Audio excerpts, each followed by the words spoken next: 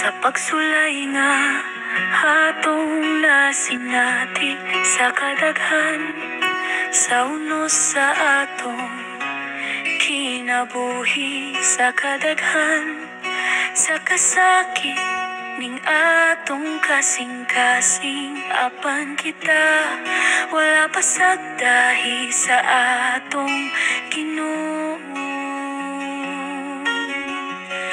Isalig lamang nato sa kahitasan ang tanan natong pag-antos ug mga kasakit.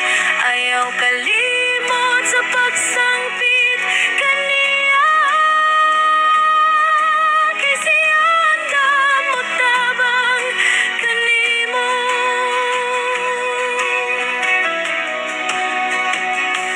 Ayaw pagpakawala sa imong paglaom, ayaw pagsurrender sa imong kinabuhi.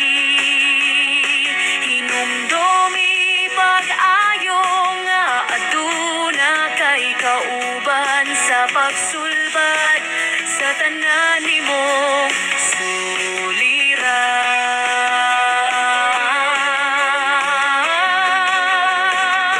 Isalig lamang nato sa kahitasan